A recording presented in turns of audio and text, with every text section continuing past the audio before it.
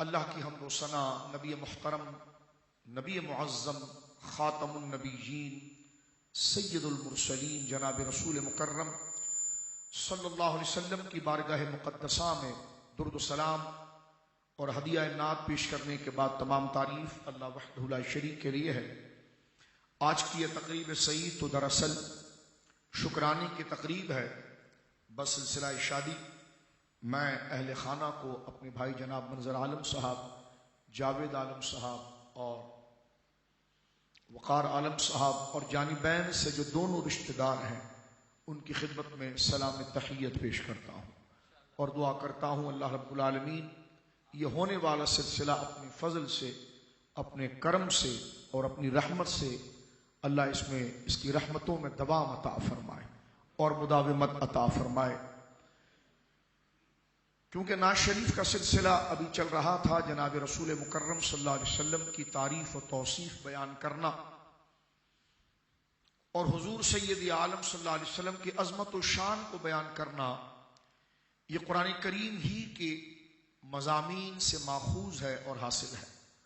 اللہ رب العالمین جل وعلا نے اپنے کلام میں جہاں نبی پاک کے حق، مقام، مرتبے کو بیان کیا ہے، وہیں آپ کی شان و عظمت کو بھی اللہ رب العالمین نے بیان کیا ہے۔ اسلام میں عقیدہ رسالت بنیادی عقیدہ ہے، عقیدہ توحید کے بعد عقیدہ رسالت میں کہ جناب رسول مکرم صلی اللہ علیہ وسلم کو بحیثیت رسول قبول کرنا، خاتم النبیین کے قبول کرنا، یہ اسلام کے بنیادی عقیدوں میں سے ہے۔ لیکن اس عقیدے میں ایک بنیاد یہ بھی ہے کہ جہاں ہم حضور علیہ الصلوۃ والسلام کو اللہ کا رسول قبول کریں تو اس کے ساتھ ساتھ اللہ رب العالمین نے اپنے کلام میں، قرآن مجید میں جو جو کمالات جناب رسول مکرم کو عطا فرمائے ہیں، ان تمام کمالات کو قبول کرنا آپ کی رسالت کی قبولیت میں شامل ہے۔ اگر کوئی شخص جناب رسول کریم صلی اللہ علیہ وسلم کی رسالت یا کلمہ پڑھے جناب رسول مکرم کا کہ محمد الرسول اللہ صلی اللہ علیہ وسلم، کہ محمد صلی اللہ علیہ وسلم اللہ کے رسول ہیں، اور اس میں کسی ایک ایسی چیز کا انکار کر بیٹھے کہ جو حضور علیہ الصلوۃ والسلام کے مرتبے اور منصب میں داخل ہے، تو بالکل یہ ایسے ہے کہ جیسے اس نے رسالت کو قبول نہیں کیا۔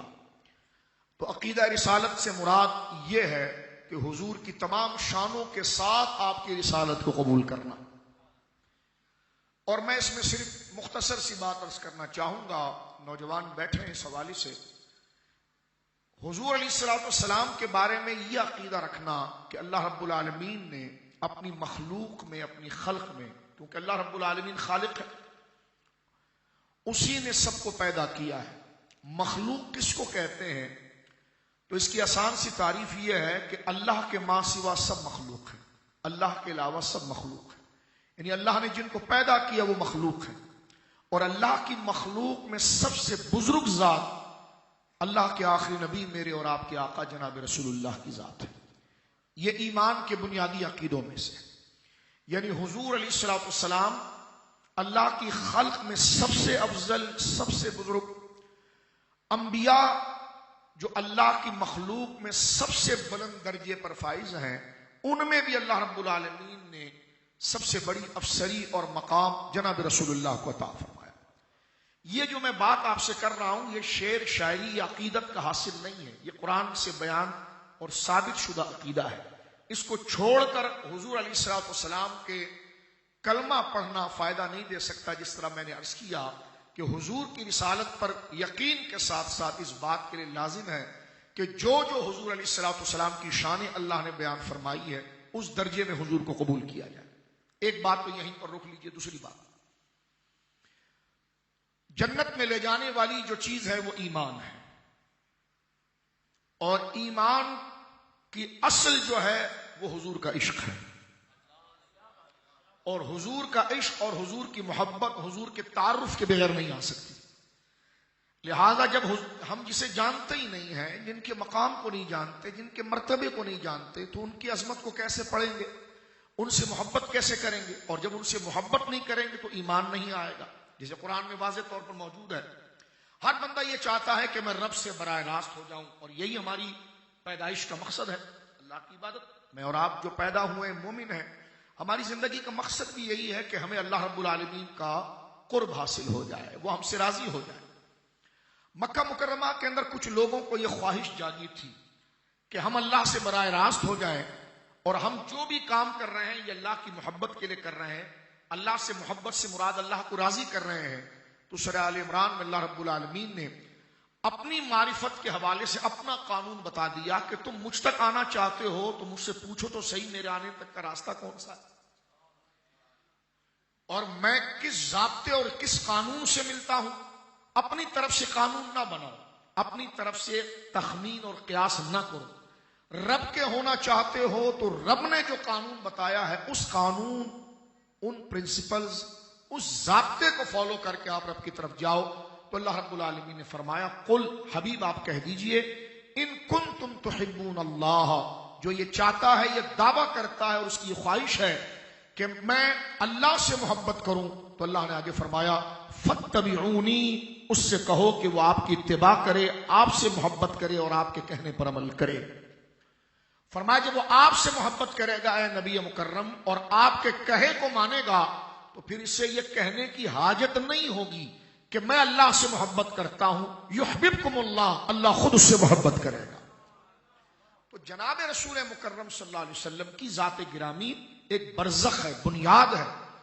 حضور علیہ الصلوۃ والسلام کے تعلق کے بغیر اللہ کا قرب، اللہ کی معرفت متصور نہیں ہو سکتی۔ ایک بات، پھر حضور کے مقام کو شریعت نے، اسلام نے اتنا ضروری قرار دیا ہے کہ قرآن مجید میں آگے جا کر ذکر ہو رہا ہے، دو بندوں کا کسی معاملے میں جھگڑا ہو گیا،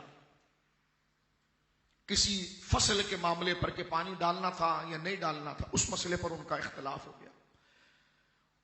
اتفاقاً یہ کہ ایک کلمہ پڑھنے والا تھا، لا الہ الا اللہ محمد رسول اللہ پڑھنے والا، حضور کے پیچھے نماز پڑھنے والا، داڑھی والا، پگڑی والا، سارے شرائط اور ضابطے اس کے اسلام سے تھے، جیسا میں اور آپ اسلام کی بات کرتے ہیں۔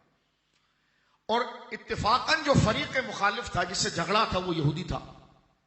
اب دونوں کا اس مسئلے پر اختلاف چل پڑا، تو انہوں نے کہا چلو ٹھیک ہے، آپ کے نبی کے پاس چلتے ہیں اور فیصلہ کرواتے ہیں۔ جب نبی پاک صلی اللہ علیہ وسلم کے پاس جا کر فیصلے کی بات کی گئی تو حضور تو عادل ہیں، سرکار دو عالم نے جب دونوں کی باتوں کو سنا تو دیکھا کہ یہودی کا موقف بھاری ہے۔ آپ نے فرمایا کہ یہودی جو کہہ رہا ہے یہ ٹھیک ہے، اور میں فیصلہ یہ دیتا ہوں کہ جو یہ اپنی کھیت کے بارے میں جو بات کر رہا ہے اس فیصلے پر عمل کیا جائے۔ باہر نکلنے کے بعد اس کی داڑھی بھی تھی، جو مسلمان اپنے آپ کو کہتا تھا، اور کلمہ بھی پڑھتا تھا، نمازیں بھی ساری پڑھتا تھا، تسبیحات بھی پڑھتا تھا۔ اس مثال سے ہمیں میچور ہونا پڑے گا، ایمان میں سنجیدہ ہونا پڑے گا۔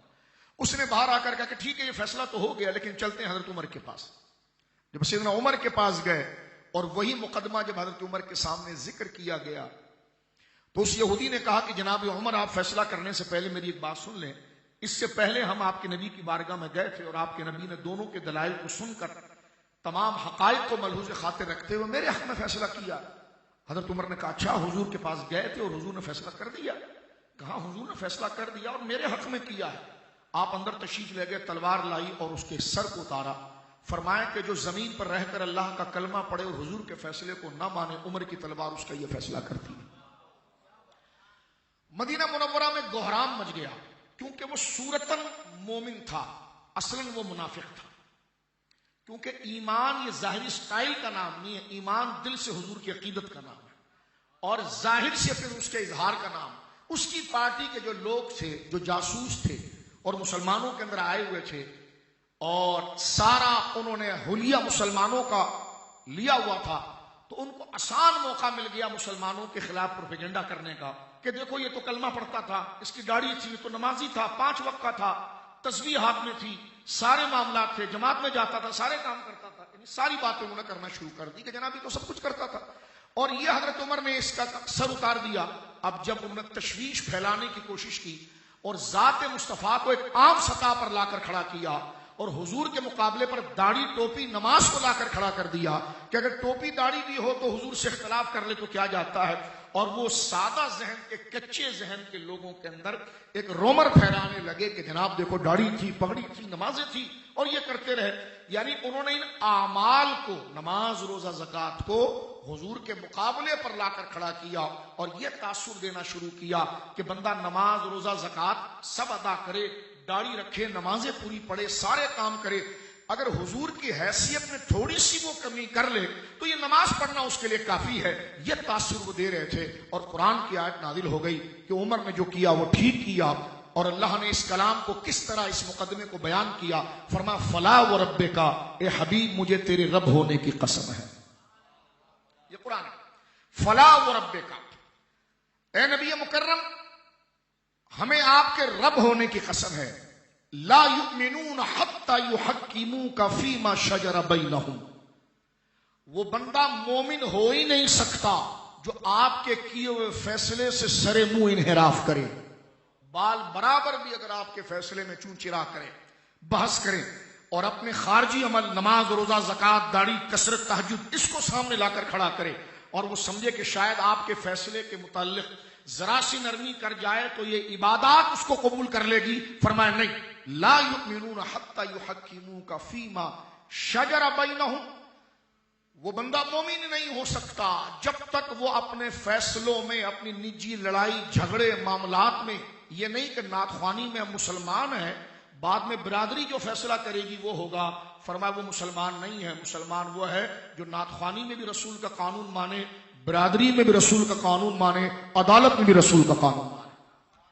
یہ نہیں ہو سکتا کہ جناب تھوڑی دیر کے لیے میلاد شریف ہو جائے اور تھوڑی دیر کے لیے نعت خوانی ہو جائے تو حضور کے عشق کو بطور ایک لذت اور ایک نمک کے لے لیا جائے.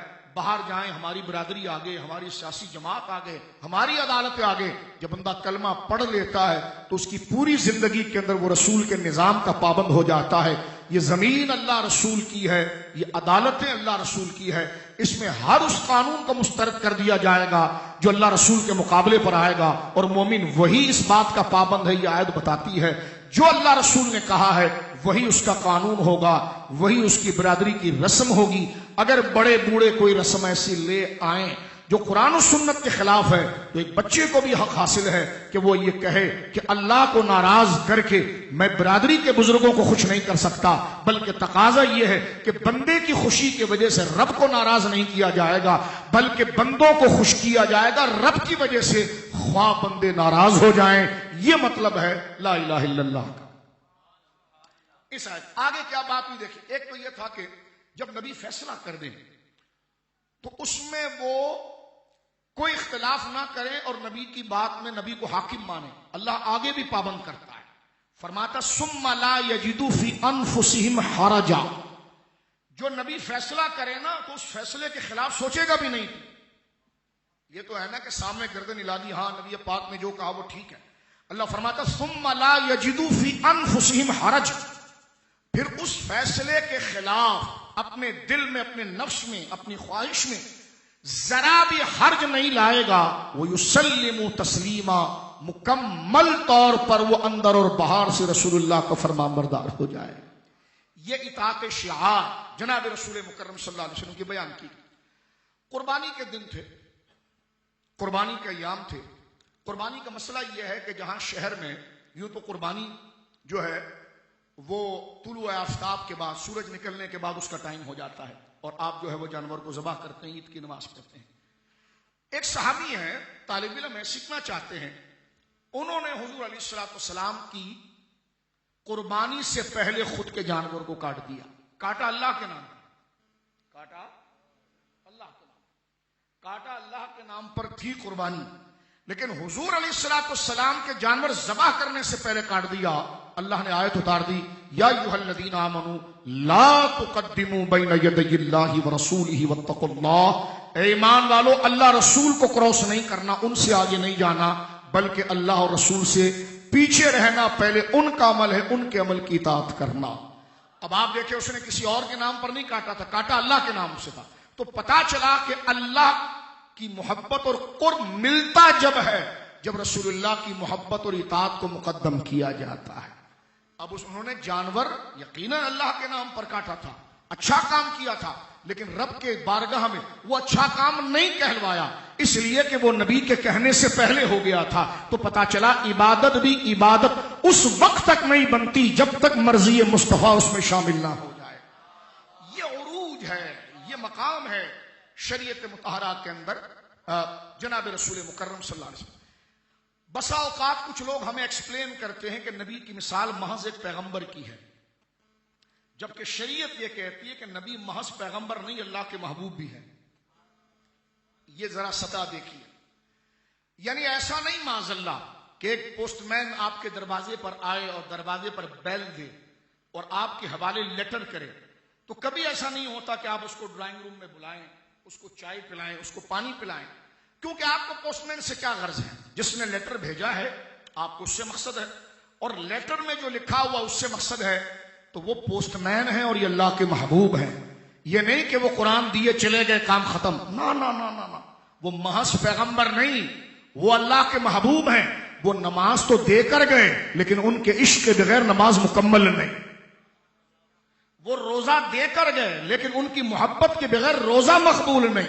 وہ حج دے کر گئے لیکن حج ان کی محبت کے بغیر مقبول نہیں. تو یہ تاثر نہیں دیا جائے گا کہ حضور محض ایک پیغمبر یا پیغمبر ہیں. آپ پیغمبر ہیں لیکن اللہ کے محبوب ہیں. ہماری ہر عبادت کو اللہ کی طرف سے آپ نے ہی بیان کیا ہے، لیکن قبولیت اس وقت ہے کہ جب ان عبادتوں پر آپ کی محبت کا رنگ چڑھا ہوا ہو. مثلا غور کریں، بخاری شریف میں موجود ہے، نبی پاک صلی اللہ علیہ وسلم ایک حجرے میں داخل ہوئے. سرکار کے ایک صحابی حضرت سعید بن معلہ رضی اللہ عنہ، بڑے جل و قدر صحابی ہیں. یہی واقعہ ایک دوسرے صحابی سے بھی ہے، حضرت ابی بن کعب سے جامع ترمذی میں. سرکار تشریف لائے، توجہ کرنا، اور حضور دیکھ رہے ہیں کہ سعید بن معلہ نماز پڑھ رہے ہیں. نماز کس کی پڑھی جاتی ہے؟ اللہ کی. اچھا کام ہے، ضروری کام ہے، اس میں تو اس سے بڑی کوئی عبادت نہیں جو ہمارا تصور ہے. ٹھیک ہے جی. اب آپ دیکھیں اس سے بڑی اطاعت کیا ہے وہ میں آپ کو بتاتا ہوں، جو نماز کو نماز بناتی ہے.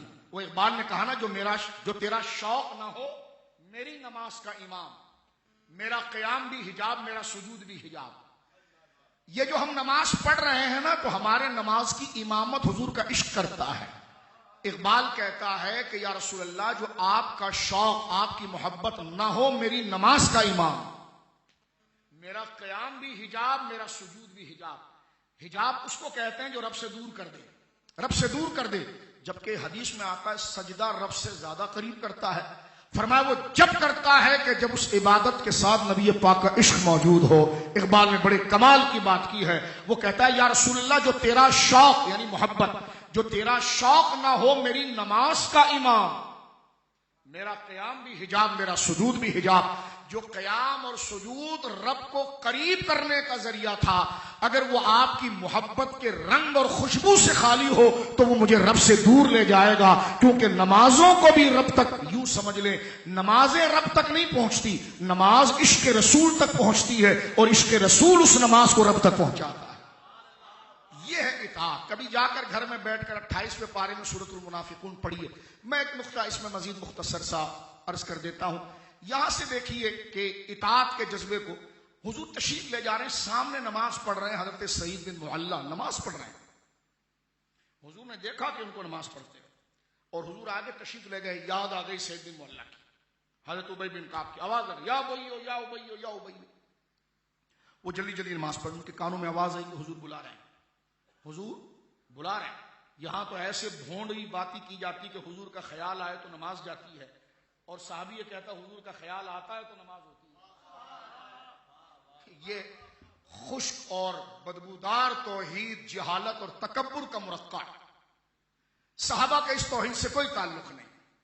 صحابہ کی توحید دیکھیے کہ ابھی نماز وہ پڑھ رہے ہیں اللہ کی، ٹھیک ہے جی، اور حضور کو یاد آ گئی اور سرکار نے ان کو طلب کیا. وہ جلدی جلدی نماز پڑھ کے حضور کی بارگاہ پہنچے. بخاری کتاب الصلاۃ میں، جامع ترمذی کتاب القرآن میں حضور نے ان سے پوچھا کیوں نہیں آئے جلدی، تم جلدی کیوں نہیں آئے؟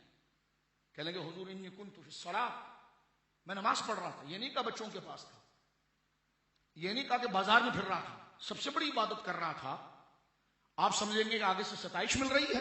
فرمایا حضور میں نماز پڑھ رہا تھا.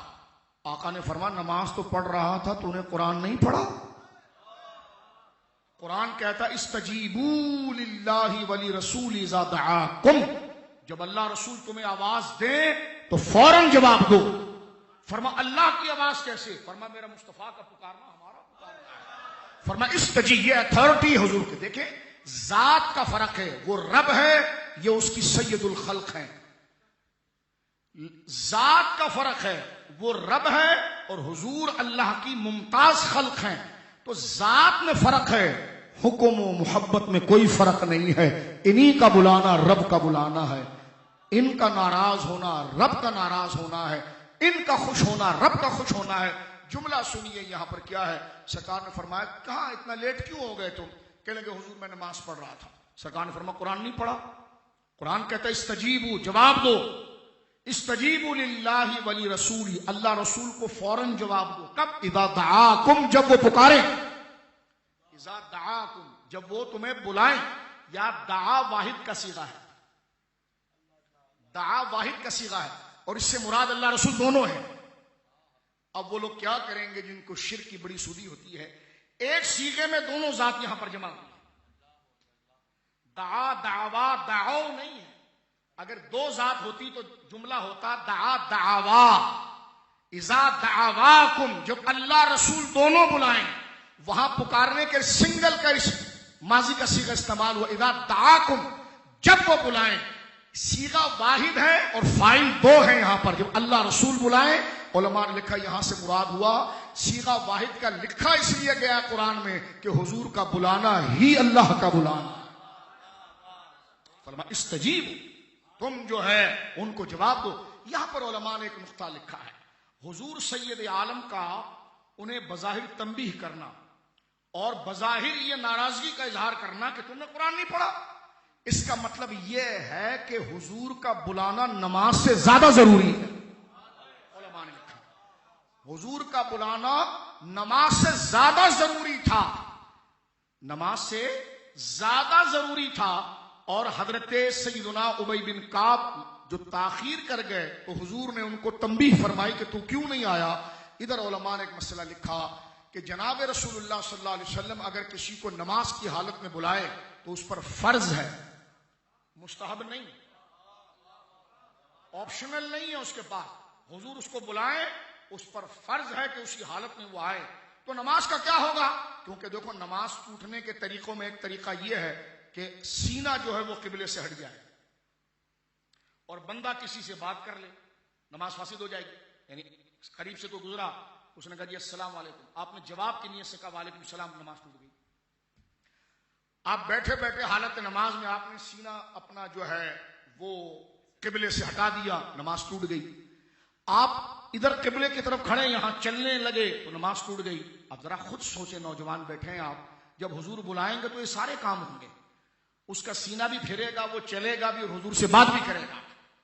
اور علماء نے اجماعی طور پر لکھا کہ اجابت الرسول لا یقطع الصلاۃ، حضور کا بلانا نماز کو نہیں توڑتا، یہ سارا عمل نماز ہوگا۔ فرض کرو 2 رکعت اس نے نیت کی ہے، 1 رکعت اس نے پڑھی اور حضور نے بلا لیا، اب اس پر واجب نہیں، مستحب تو چھوڑیے، آپشنل بھی نہیں کہ وہ اپنی نماز مکمل، اسی حالت میں اگر وہ رکوع میں وہیں سے اٹھے گا، سجدے میں وہیں سے اٹھے گا، جتنا قرآن پڑھ چکا ہے اتنا ہی ادھر چھوڑ کر حضور کی طرف جائے گا اور حضور اس سے بات کریں گے، حضور اس کو کہیں بھیجیں گے۔ فرمایا یہ حضور کے پاس گیا نا، رب کے کہنے پر گیا، اور نماز وہی ہوتی ہے جو رب کا کہنا مانا جاتا ہے۔ فرمایا یہ بازار کا چکر لگا کر آیا، نہ وضو ٹوٹے نہ نماز ٹوٹے، 1 رکعت بقیہ وہیں سے پڑھے، کیونکہ یہ سارا عمل وہی ہے جو نماز میں ہو رہا ہے۔ یہ ہے مقام مصطفیٰ۔ ہم نے مقام رسالت کو کتنے ہلکے زاویے سے دیکھا ہے، ہم نے مقام رسول کو کتنے ہلکے زاویے سے دیکھا ہے، اور اگر قرآن کے تناظر میں دیکھیں تو آپ حیران ہو جائیں گے۔ میں بات کو اختتام کی طرف لے کے چلتا ہوں۔ امام اہل سنت اعلیٰ حضرت فاضل بریلوی رحمہ اللہ، جو اپنے دور میں اہل سنت کے سب سے بڑے علماء میں آپ کا شمار ہوا، تحریر آپ کی ہوتی تھی لیکن 14 صدیوں کا نظریہ آپ تحریر کرتے تھے، کیونکہ آپ مجدد ہیں۔ مجدد وہ ہوتا ہے کہ جو قرآن و سنت سے مسئلہ ثابت ہوا اس کو صحابہ نے لیا، صحابہ سے تابعین نے لیا، تابعین نے تبع تابعین نے لیا۔ مجدد وہ ہوتا ہے اسی مسئلے کو آگے بڑھاتا ہے۔ اعلیٰ حضرت امام اہل سنت نے ایک کتاب عربی زبان میں بدایون شریف کے ہمارے بہت بڑے عالم گزرے ہیں، شاہ فضل رسول بدایونی رحمۃ اللہ علیہ، انہوں نے عربی زبان میں عقیدے کی کتاب لکھی کہ اللہ کے بارے میں کیسا عقیدہ ہونا چاہیے، قرآن کیا بتاتا ہے، رسول اللہ کے بارے میں کیسا عقیدہ ہونا چاہیے، صحابہ کے بارے میں، تاکہ آگے بچے پڑھیں اس کو، لیکن وہ انہوں نے لکھا عربی زبان میں۔ وہ کتاب تھی مختصر، اعلیٰ حضرت نے اس پر حاشیہ لکھا المعتقد المستند، اور وہ کتاب تھی المعتقد المعتمد، اور اعلیٰ حضرت نے اس پر عربی میں حاشیہ لکھا ہے المعتمد المستند۔ اس میں ایک عبارت ہے، ذرا غور کیجئے گا اور اس کو بھولیے گا زندگی بھر کبھی بھی نہیں۔ ہمارے لوگ بڑے حیران ہیں، مجھ سے ایک بندہ پوچھنے لگا یہ انگوٹھا چومنے پر مولانا کیا دلیل ہے؟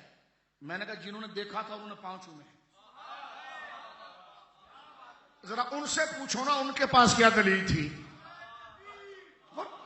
ان کے پاس کیا دلیل تھی؟ جنہوں نے دیکھا رسول اللہ کو انہوں نے پاؤں چوما، ذرا ان سے پوچھئے نا کیا دلیل تھی، وہ یہی جواب دیتے دلیل یہ تھی کہ یہ اللہ کے رسول ہیں۔ توجہ ہے آپ کی؟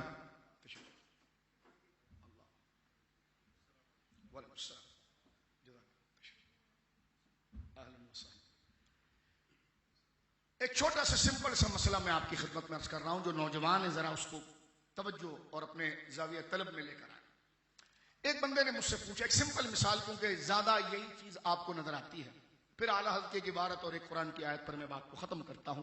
یہ حضور کے حقوق ہیں، کس طریقے سے ہمارے سامنے مقام رسول مکرم علیہ السلام پیش کیے جاتا ہے، کتنا سمپل، کتنا گرا کر، کتنا ہلکا کر کے، جبکہ دیکھیں میں نے بھی قرآن کی آیات پڑھی ہے کہ حضور کی حرمت اور ایتھارٹی کیسے ہے، جو نماز کی میں نے مثال دی، قرآن کی آیات پڑھی۔ اب ذرا غور کیجئے، مجھے ایک بندہ پوچھنے لگا کہ جناب یہ بتائیے کہ انگوٹھا چومنا جو ہے اس کی دلیل کیا ہے؟ میں نے کہا دیکھ بھائی، جس نے دیکھا تھا نا حضور کو تو انہوں نے تو پاؤں چوما تھا، میں تجھ سے پوچھتا ہوں اس کے پاس کیا دلیل تھی؟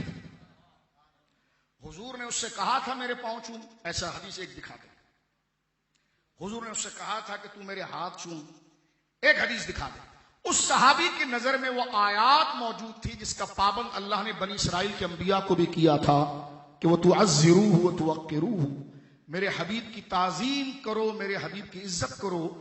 یہی چیز تھی کہ یہ رسول مکرم اللہ کے نائب مطلق ہیں اور اللہ کے رسول ہیں، ان کے نزدیک حضور کے قدم مبارک کو چومنے کی دلیل یہی تھی کہ یہ اللہ کے محبوب ہے، اور ہماری بھی یہی دلیل ہے کہ یہ اللہ کے محبوب ہے۔ ایک تو زاویہ یہ ہے، مجھے کہنا کہ جناب اس میں راوی جو ہے نا، اس روایت کے اندر انگوٹھا چومنے میں جو روایت ہے نا، اس سند کے بارے میں لکھا گیا ہے لا یصح، کہ اس کا ایک راوی جو ہے وہ کمزور ہے۔ میں نے کہا اتنی موٹی کتاب آپ نے حضرت جناب معاویہ کے لیے لکھی رضی اللہ تعالیٰ، اور لکھنی چاہیے۔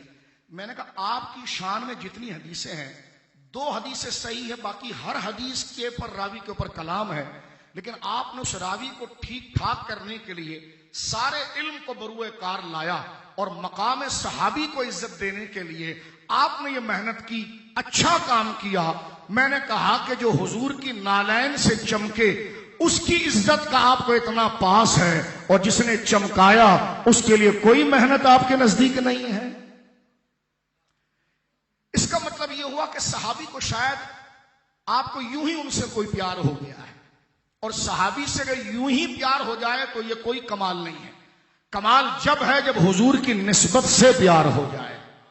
اعلیٰ حضرت امام اہل سنت نے یہ عبارت لکھی، آپ نے اشارہ فرمایا لیس حب الصحابۃ لذواتہم، صحابہ سے ہمیں محبت اس لیے نہیں کہ وہ عرب میں رہتے تھے، ولیس حب اہل بیت لانفسہم، نہ ہمیں حضور کے خاندان سے اس لیے محبت ہے کہ وہ بنو ہاشم تھے، فرمایا بل حبہم جمیعا بوصلۃ رسول اللہ صلی اللہ علیہ وسلم، بلکہ ان دونوں ہستیوں سے محبت کی وجہ یہ ہے کہ یہ حضور کے صحابہ ہیں، حضور کی اولاد، چمک تجھ سے پاتے ہیں سب پانے والے۔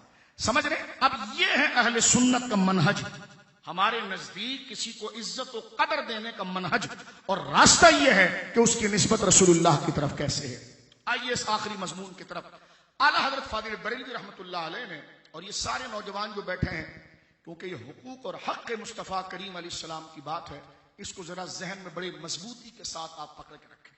آج کل سوشل میڈیا پر اور پرنٹ میڈیا پر بہت زیادہ اس چیز کو، مثلا ایک بہت بڑا فتنہ ہے جاوید غامدی، وہ شخص قرآن کے مضامین کو اور امت کے تسلسل کے عقیدے کو تروڑ مروڑ کے بیان کرتا ہے اور سامنے ایکٹرز کرکٹرز کو بٹھاتا ہے.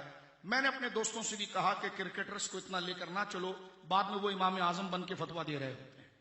جو فاسق ہو اس کو اس کی جگہ پر رکھو، جو اس کی حیثیت ہے اس کو علماء والا وقار نہ دو. توجہ ہے، اگر طارق جمیل کر رہا ہے تو وہ کرتا رہے، ہمیں اس سے کیا کرنا ہے؟ ان کا دین ہی شہرت ہے. پھر بعد میں جیسے حمزہ عباسی صاحب ایک ہیں ایکٹر، ان کو گاندھی صاحب نے ساتھ میں بٹھایا تو وہ اتنے چیمپئن ہو گئے کہ ختم نبوت کے خلاف بات کر کے قادیانیوں کا ساتھ دینا شروع کر گئے، اور لوگ دیکھ رہے ہیں کہ جناب وہ بڑے بڑے علماء. تو یہ ہوتا ہے فاسق کی تعظیم کا نتیجہ. توجہ ہے. اب آپ دیکھیے غامدی نے فتنہ اٹھایا کالج یونیورسٹیوں میں، وہ بہت ظاہر سی بات ہے. دیکھو ایک بندہ ایک بات کو بار بار سنتا رہے نا تو وہ اسے اچاڑ جاتا ہے. تو یہ ہماری کم علمی یہ ہے کہ ہم سچ بار بار سوچتے ہیں نا تو کبھی ہمیں جھوٹ اچھا لگنے لگ جاتا ہے. یہ نفسیات ہے، لیکن یہ ایمان کے لیے خطرہ ہے. کہتے ہیں جی آپ سچ بات بولیں. میں نے کہا دیکھیں میں سچ بول رہا ہوں، کتنا پولائٹ طریقے سے، ہمبل طریقے سے آپ کی خدمت میں عرض کر رہا ہوں، لیکن میرے بھائی سچ ہوتا کڑوا ضرور ہے. جھوٹ کے اندر ایک مادی اٹریکشن ہوتی ہے، بظاہر لذت ہوتی ہے، مانا کو پانی کا بلبلا ہوتا ہے. لیکن میں آپ کو ایک منصف مزاج بنا کر عرض کرنا چاہتا ہوں کہ جو میں آپ سے سچ کہہ رہا ہوں اس کی میں دلیل دوں گا. آپ کے ذہنوں میں کئیوں کی محبت ہوگی، اس فاسد محبت کو اٹھا کر پھینکیں چاہے وہ کسی بھی جماعت کی ہو. قرآن کو سامنے رکھ کر دیکھیں کہ جناب رسول اللہ کا مقام قرآن کیسے بیان کرتا ہے صلی اللہ علیہ وسلم، جس کے میں اور آپ پابند ہیں. امام اہل سنت نے جملہ ایک قانون دیا ہے، اور یہ میں عرض کرنا چاہتا ہوں، میں کسی فرقے کی نمائندگی کی بات نہیں کر رہا، جماعت کی بات کر رہا ہوں، کیونکہ امام اہل سنت کا یہ لکھنا روافظ کے مقابلے میں اہل سنت کا یہ اجماعی عقیدہ ہے. اور وہ عقیدہ کیا؟ سنیے. اعلیٰ حضرت لکھتے ہیں المعتقد المستند کے اندر دو جملوں میں بات فرماتے، فالواجب علی کل مؤمن، ہر مومن پر یہ بات رکھنا واجب ہے کہ ان یعتقد، فالواجب علی کل مؤمن ان یعتقد ان نبینا محمدا صلی اللہ علیہ وسلم سید العالمین و افضل الخلائق. اعلیٰ حضرت لکھتے ہیں کہ قرآن و سنت سے یہ مسئلہ ثابت ہو رہا ہے، توجہ کیجیے آپ، کہ جناب رسول مکرم صلی اللہ علیہ وسلم کے بارے میں یہ عقیدہ رکھنا کہ آپ تمام عالمین کے سردار اور اللہ کی مخلوق میں سب سے بزرگ اور افضل ہیں، یہ عقیدہ رکھنا واجب ہے. فرماتے فمن اعتقد خلاف ھذا، کوئی اگر اس کے خلاف عقیدہ رکھے فهو ضال مضل ومبتدع، اس نے عقیدے کے اندر فساد کیا اور وہ شریعت کی راہ کو بھول گیا، گمراہ ہوا. ضال مضل، اس سے دور بھاگو اس لیے کہ وہ کہیں تمہیں بھی گمراہ نہ کر دے. کون سا عقیدہ؟ وہ عقیدہ کہ اللہ کی خلق میں سب سے بڑا مقام کس کا ہے؟ حضور کا. مل کر کہیں کس کا ہے؟ یہ ناز شریف کا حاصل یہ ہے، جو ناز شریف ہم سنتے ہیں ابھی سنیں گے مزید، تو اس کا حاصل یہ ہے کہ حضور سید عالم کی سطح وہ ہے کہ وہ بنا کر تو انسان بھیجے گئے ہیں لیکن کوئی انسان ان جیسا نہیں ہے. وہ شکل بشریت میں تو تشریف لائے ہیں لیکن کسی بشریت کو ان کے ساتھ مناسبت نہیں. لقد جاءکم رسول من انفسکم، تحقیق یہ رسول آئے یہ تمہیں میں سے ہیں لیکن تم میں سے کوئی ان جیسا نہیں ہے. یعنی یہ شرف و مقام میں. ایک آیت پڑھتا ہوں آپ کے سامنے، درس مکمل ہو جائے تاکہ یہ عقیدہ جو ہم نے رکھا یہ ہر بچہ اپنے ذہن میں رکھے. دلیل میں نے پڑھی کیونکہ ریکارڈ ہو رہا ہے، میں سمپل بات نہیں کرتا، بعد میں کوئی دانت نکال کے ہنستا کہ مولانا نے اپنی طرف سے بات کی ہے. تو بات کیونکہ حضور کی ہے علیہ الصلوۃ والسلام، تو ہم ہر اس دوست تک اپروچ کرنا چاہتے ہیں کہ وہ شک کا شکار نہ ہو اور حضور سید عالم کی غلامی کا پٹا مکمل طور پر اپنے گلے میں لے لے. ٹھیک، یہ اس جذبے سے میں نے آپ کے سامنے بات کی ہے. عقیدہ کیا تھا کہ اللہ کی مخلوق میں سب سے افضل جناب رسول اللہ ہے، سارے نبیوں میں سب سے افضل، خلق میں اللہ کی مخلوق میں سب سے افضل انبیاء ہیں اور انبیاء میں سب سے افضل جناب رسول اللہ ہیں صلی اللہ علیہ وسلم. یہ دن بھی ہمیں دیکھنا تھا کہ ہمارے کان اس بات کو بھی سنیں گے کہ رسول اللہ صلی اللہ علیہ وسلم کو انبیاء سے افضل کہنا یہ انبیاء کی توہین ہے. یعنی جو سراسر تعظیم ہے اس کو توہین کا نام دے دیا جائے، اور ایسے لوگ وہ توہین کا نام دیں معاذ اللہ کہ جن کا خود تعظیم سے کوئی سروکار نہیں۔ میں ان کے دلائل نہیں پڑھتا کیونکہ اس لائق ہی نہیں کہ پڑھے جائیں، میں صرف ایک بات آپ کی خدمت میں عرض کرتا ہوں، غور کیجیے۔ فضیلت کا مقام تو قرآن مجید فرقان حمید نے خود بیان کیا۔ ایک آیت سے شک پیدا نہ ہو کہ لا نفرق بین احد من الرسل، کہ دیکھیے اللہ رب العالمین نے فرمایا ہے کہ وہ جو ہے وہ رسولوں کے درمیان فرق نہیں کرتے۔ ہم نے کہا بات رسولوں کی نہیں، بات چل رہی فضیلت کی۔ حضرت آدم سے لے کر رسول کریم صلی اللہ علیہ وسلم تک سب اللہ کے رسول اور ان میں نبی ہیں، اس میں فرق نہیں ہے، لیکن رینک اور درجوں میں فرق ہے۔ جیسے دیکھیں تیسرا پارہ اب شروع ہوتا ہے، اس کی پہلی ابتدائی آیت آپ دیکھتے ہیں جس میں رب کا کلام خود اس عقیدے کو دیتا ہے۔ یہ کہنا کہ کسی کو کسی پر فضیلت دینا یہ اسلام میں نہیں، اتنی گندی بات کو اسلام میں شامل کیا جا رہا ہے اسلام کہہ کر، اور ہمارا رابطہ نوجوانوں دین سے دور ہے۔ ہم صرف ٹی وی کی چکچکاتی ہوئی اسکرین کو دیکھ کر، پروٹوکول کو دیکھ کر ایک کفریہ عقیدے کو، ایک گندگی کو جس کو باقاعدہ سجا کر پیکنگ کے ساتھ ہمیں دیا جا رہا ہے، لیکن کبھی ہم نے اس گندگی کو گندگی سمجھا نہیں۔ اپنے کاروبار، اپنی پڑھائی، دنیاوی ساری چیزوں کو سب کچھ سمجھا، اس لیے اس میں اگر کوئی ہمیں بہکا دے یا پھسلا دے یا پھنسا دے تو ہم اس کے لفاظی للچائی ہوئی بات اس سے اٹریکٹ نہیں ہوتے۔ لیکن دین کو صرف ہم نے محفل کے 1 گھنٹے تک رکھا، بعد میں کوئی بھی ہمارا ہاتھ پکڑ کر کہیں پر بھی لے جائے، جبکہ فیصلے قبر و حشر میں اسی ہوں گے جو 1 گھنٹہ آپ نے یہاں پر صرف کیا ہے۔ اس کو وہی قدر دیجئے جو مارکیٹ کے اندر آپ سودا خریدتے وقت دیکھتے ہیں۔ 4 قسم کے دکاندار آپ کے سامنے ہیں، ہر ایک بڑی پر اثر آواز میں آپ کو پکارتا ہے، لیکن آپ اس کی لفاظی سے متاثر نہیں ہوتے، اس کی پیکنگ سے متاثر نہیں ہوتے جب تک تحقیق نہیں کر لیتے۔ تو دنیا کی قبولیت میں ہم اتنے سنسیئر اور سنجیدہ ہیں دین کے لیے کہ کسی کے پیچھے بھی منہ اٹھا کر چل جائیں تو ہم نے کسی کا کوئی نقصان نہیں کیا، اپنا نقصان کیا ہے۔ اب آپ دیکھیں قرآن کریم کیا کہتا ہے۔ یہ کہنا کہ کسی کو کسی پر فضیلت دینا، کیونکہ نوجوان بیٹھے تھے تو مجھے یہی موضوع سر دست یاد آیا تاکہ یہ آپ اس کو ذہن میں رکھیں کہ کسی نبی کو کسی نبی پر فضیلت دینا یہ توہین ہے، اللہ اکبر، جبکہ قرآن یہ بتاتا یہی ایمان ہے۔ اللہ کہتا تلک الرسل، یہ جو جماعت رسول ہیں، فضلنا، ان کو ہم نے فضیلت دی ہے، بعضهم علی بعض، ایک دوسرے کے اوپر، یعنی ایک کو ایک پر فضیلت دی ہے، یعنی درجہ ڈپارٹ تو ایک ہے، رینک ایک نہیں ہے۔ اور اللہ فرماتا یہ کسی اور نے نہیں دی، یہ کسی خطیب صاحب نے، یہ کسی ناتخواں صاحب نے نہیں دی ہے، فرما فضلنا، ہم نے دی ہے، بعضهم علی بعض، بعض رسولوں کو بعض رسولوں پر فضیلت۔ فضیلت کا معنی ہوتا ہے اپنا قرب، اپنا قرب دینا، افضلیت کا معنی قرب الہی۔ فرما منہم من کلم اللہ ورفع بعضهم درجات، بعض سے ہم نے کلام کیا، اتنا قریب کیا اس کو،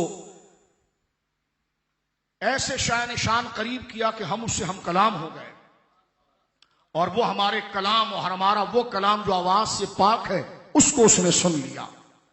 اور فرمایا اور وَرَفَعَ بَعْضَهُمْ دَرَجَاتٍ، اور کچھ وہ ہیں جن کو ہم نے ان کے اوپر بھی فضیلت دی ہے، اور وہ کون ہیں؟ میرے اور آپ کے آقا۔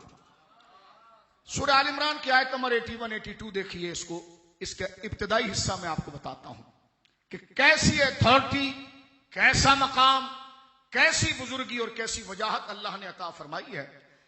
اللہ نے جب انبیاء کرام کو دنیا میں بھیجا نہیں میرے بزرگوں دوستوں، ابھی دنیا بنی نہیں، کائنات بنی نہیں، بدن تیار نہیں ہوئے، نہ حضرت آدم کا بدن تیار ہوا، نہ کسی کا بدن تیار ہوا، اللہ نے ساری روحوں کو، انبیاء کی روحوں کو اکٹھا کیا۔ ہم اکثر یہ مبارک لفظ جو ہے دھوکے باز سیاستدانوں کے درمیان سنتے ہیں، میثاق جمہوریت، اس کا مطلب ہوتا ہے کرپشن، دھوکہ، جبکہ میثاق کا جو لفظ ہے یہ بڑا مبارک ہے، اس کا معنی ہوتا ہے عہد و پیمان، ایگریمنٹ، اصول۔ اس کو اکثر اس لیے میں نے یہ مثال دی تاکہ آپ کے ذہن میں بات آ جائے، فلاں ملک کے اندر میثاق جمہوریت ہوئی، یعنی گھیرم گھاری کے لیے اپنی پارٹیوں کے لیے تیار ہوئے، جبکہ یہ لفظ بڑا مقدس ہے۔ یہ لفظ جو ہے میثاق کا معنی عہد، پختہ عہد، ایگریمنٹ، اور اللہ یہی کہتا ہے کہ جب ہم نے تمام انبیاء کی روحوں کو جمع کیا، اہتمام آپ دیکھیے، یہ بات اسی طرح بھی قبول ہو سکتی تھی کہ آیت اتر جاتی کہ ہمارا نبی سب سے افضل ہے، لیکن اللہ نے اہتمام میرے بزرگوں دیکھو کس طرح فرمایا۔ اللہ اپنے حبیب کو یاد دلاتا ہے، وَإِذْ، اور حبیب یاد کرو وقت، وَإِذْ أَخَذَ اللَّهُ مِيثَاقَ النَّبِيِّينَ، سورہ آل عمران قرآن کی تیسری سورت، سورہ فاتحہ، سورہ بقرہ، سورہ آل عمران، آیت نمبر 81 82، یہ اپنا ہوم ورک سمجھیں اور گھر جا کر اس کا مطالعہ کریں اور دیکھیں کہ جناب رسول اللہ کی شان۔ اتنے دیر جو آپ نے نعت شریف سنی، یہ خام خواہ کا ذوق یا کوئی موسیقی کی راگیں نہیں ہیں، یہ عشق کی وہ بنیادیں ہیں جس کے ذریعے ہمارے دلوں کے اندر یہ پختہ عقیدہ گھر کرتا ہے کہ جیسے میرے آقا ایسا نہیں کوئی۔ توجہ ہے، یہ آپ غور کیجیے، آپ قرآن کیا کہہ رہا ہے۔ سورہ آل عمران آیت نمبر 81 میں ارشاد ہو رہا ہے، میں نے آپ کو مضمون بتا، اللہ نے روحوں کو طلب کیا۔ دیکھو وہ اللہ ہے، وہ بے نیاز ہے، وہ چاہتا تو میرے بزرگوں، دوستوں، بچوں، ساتھیوں اتنا بھی ارشاد فرما تھا کہ میرا نبی سب سے افضل ہے، لیکن اتنی قدر اللہ نے اپنے فضل سے حضور کو عطا فرمائی، اس کا اہتمام آپ دیکھیں، پوری ایک کانفرنس ارینج کی گئی ہے، پوری ایک کانفرنس ارینج کی گئی ہے، کس کی؟ اس میں کوئی غیر ضروری آدمی نہیں، بلکہ مخلوق میں سب سے مشرف، سب سے عزت والے انبیاء کی روحوں کو جمع کیا گیا ہے، اور ان سے خدا خطاب کرتا ہے، وَإِذْ، حبیب یاد کرو وقت، اخذ اللہ میثاق النبیین، جب اللہ نے انبیاء کرام کی ان کی روحوں کو سے ایک ایگریمنٹ لیا، ایک عہد لیا، اور عہد کیا تھا سنیے اور بات کو سمیٹتے ہیں۔ فرمایا وَإِذْ أَخَذَ اللَّهُ مِيثَاقَ النَّبِيِّينَ لَمَا آتَيْتُكُم مِّن كِتَابٍ وَحِكْمَةٍ، اے میرے نبیوں، جی میرے مولا، مفسرین کے معنی کے ساتھ جب رب نے ان سے خطاب کیا، اے میرے نبیوں، انہوں نے کہا جی مولا، فرمایا جب دیکھو میں تمہیں نبی، نبوت کا تاج تمہارے سروں پر رکھ کر اور وحی کی کتاب تمہارے ہاتھوں میں دے کر زمین پر بھیجوں گا اپنا نائب بنا کر کہ میرے بندوں کو تم میرا راستہ بتانا، جی میرے مولا۔ فرمایا جب میں بھیجوں گا تمہیں، جب تم زمینوں میں چلے جاؤ گے، ثم جاءکم رسول، اور پھر میرا مصطفیٰ آ جائے گا۔ یہ اہتمام دیکھیے، کیونکہ رسول یہاں بغیر الف لام کے یہاں سے مطلق مراد ہی جناب رسول اللہ ہے۔ فرمایا ثم کا معنی عربی زبان میں سب سے آخر میں جو آتا ہے تراخی میں، اس کے لیے ثم استعمال ہوتا ہے۔ اللہ فرما رہا ہے ثم جاءکم، پھر وہ آئے گا تمہارے پاس یہ رسول، مصدق لما معاکم، تمہاری رسالت کی بھی تصدیق کرے گا، تمہاری کتابوں کی بھی تصدیق کرے گا۔ اب ادھر آ جائیے مولا علی کا قول، اللہ یہ فرما رہا ہے کہ اے نوح علیہ السلام، اے ابراہیم علیہ السلام، اے داؤد علیہ السلام، اے عیسیٰ علیہ السلام، دور تمہارا ہوگا، زمانہ تمہارا ہوگا، رسالت تمہاری ہوگی، اور اس میں میرا محبوب آ جائے گا، تو تم نے کیا کرنا ہوگا؟ فرما وعدہ کرو مجھ سے، لَتُؤْمِنُنَّ بِهِ وَلَتَنْصُرُنَّهُ، فرمایا کہ تم نے ضرور بضرور، لَتُؤْمِنُنَّ بِهِ، ضرور بضرور، لام تاکید کے ساتھ نون ثقیل۔ عربی زبان میں کسی بات کو، جی وہی عرض کر رہے ہیں، عربی زبان میں جس بات کو مؤکد اور ایسا مضبوط کرنا ہو کہ اس میں شک کا شائبہ بھی ختم ہو جائے، تو اہل عرب اس فعل کے اوپر پہلے لام تاکید لگاتے ہیں زبر کے ساتھ، اور آخر میں نون مشدد ہوتا ہے۔ تو ادھر دیکھیں کیا ہے، لَتُؤْمِنُنَّ بِهِ، ضرور کا معنی تو ہو گیا لام کے ساتھ، اور آگے جو نون آیا یہ بھی ضرور کا فرما، البتہ ضرور بضرور تم ایمان لاؤ گے۔ یہ کس سے بات کی جا رہی ہے؟ جس سے نافرمانی ممکن ہی نہیں ہے۔ یہ میرے اور آپ سے نہیں بات ہو رہی، یہ نبیوں سے بات ہو رہی ہے جن سے نافرمانی کا سرزد ہو جانا ممکن ہی نہیں ہے، لیکن حضور کی شان و عظمت یہ ہے کہ رب نے وہ یقینی بات ان سے کی کہ جب تمہارے زمانے میں میرا محبوب آ جائے تو ضرور بضرور تم نے میرے محبوب کے اوپر ایمان لانا ہے۔ کیا مطلب؟ تمہاری امت تمہارا کلمہ پڑھ رہی ہوگی، لا الہ الا اللہ ابراہیم خلیل اللہ، لا الہ الا اللہ نجی صفی اللہ، حضرت لا الہ الا اللہ نوح نجی اللہ، لا الہ الا اللہ داؤد خلیفت اللہ۔ فرمائیے تمہارا کلمہ پڑھ رہی ہوگی کیونکہ تمہارے ذریعے انہوں نے مجھے جانا ہے، لیکن جب میرا محبوب تمہارے دور میں بھی آ جائے تو تم بھی اور تمہاری امت بھی گواہی کیا دیں گی؟ لا الہ الا اللہ محمد الرسول اللہ۔ اور اس کے بعد اللہ نے ارشاد فرمایا کہ جو بات میں نے تم سے کی ہے تم اس بات کا اقرار کرتے ہو؟ انہوں نے کہا کرتے ہیں۔ فرمایا بوجھ اپنے ذمے لیتے ہو؟ کہا جی لیتے ہیں۔ فرمایا اس پر گواہ بن جاتے ہو؟ کہ بن جاتے ہو۔ فرمایا وَأَنَا مَعَكُمْ مِنَ الشَّاهِدِينَ، میں بھی اس بات پر گواہ بن جاتا ہوں۔ 81 آیت ختم ہو گئی، 82 شروع ہوئی۔ فرمایا فَمَن تَوَلَّ بَعْدَ ذَلِكَ، فرمایا یہ اتنی اہم بات تھی کہ اگر تمہاری امتوں نے میرے محبوب سے پیٹھ کو موڑا اور عدم توجہ کی، ان سے بات ہو رہی ہے، ہم کس کھاتے میں ہیں، ان کو پابند کیا جا رہا۔ میں تو آپ اور کلمہ پڑھ رہے ہیں، میں تو آپ ان کے امتی ہیں۔ اللہ ان سے کہہ رہا ہے فمن تولا بعد ذالک، اے موسیٰ، اے عیسیٰ، اے نوح، اے ابراہیم علیہ السلام، اگر تمہاری امت نے میرے محبوب کے اس حق کو چھوڑ کر خود کوئی طریقہ جنت میں جانے کا، صرف اللہ اللہ کرنے کو، یا تمہاری نبوت کو محض سمجھ لیا، تو فرمایا فَأُولَٰئِکَ هُمُ الْفَاسِقُونَ، وہ بڑے گناہ گار ہوں گے۔ اب اتنا بڑا گناہ ان کے سر پر اس لیے ہے کہ سب سے بڑی نعمت کا انہوں نے انکار کیا، اور وہ نعمت کیا تھی؟ اللہ کے قریب لے جانے کی۔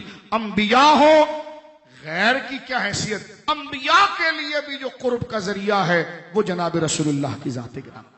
لہذا چاہیے نوجوانوں آپ کو کہ وقت نکالیں، حضور کی سیرت مبارکہ کا مطالعہ کریں، حضور علیہ الصلوۃ والسلام کے حقوق کا مطالعہ کریں۔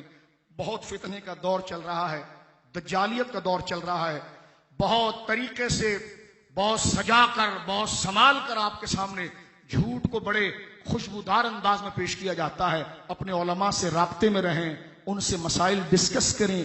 اگر کوئی آپ کا دوست بھی کنفیوز ہے تو اپنے علماء کے پاس لائیں، تاکہ یہ عشق کا، یہ روشنی کا، یہ خوشبو کا سفر جاری رہے، کیونکہ ہم حضور کے غلام ہیں، اور غلاموں کا کام یہی ہے کہ حشر تک ڈالیں گے ہم پیدائش مولا کی دھوم، مثل فارس نجد کے قلعے گراتے جائیں گے۔ اللہ رب العالمین جل والا ہمیں آخری سانس تک حضور سید عالم علیہ السلام کی ذات کے حقوق اور آپ کی تعلیمات پر ہمیں گامزن فرمائے، اور جوانی ہو یا بڑھاپا ہو یہ سب ختم ہو جائے گا۔ مقصد حقیقی ہے رسول اللہ کی اطاعت، اسی لیے ہم پیدا ہوئے ہیں۔ اپنے کاروبار اور ضروریات دین سے وقت نکال کر دین کے مطالعے کی طرف، دین کی فکر کی طرف توجہ کریں۔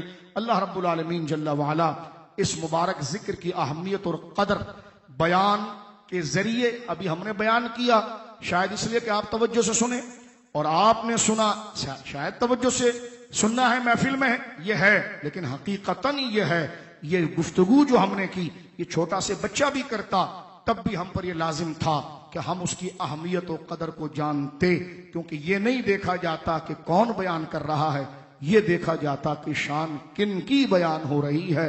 وآخر دعوانا ان الحمدللہ رب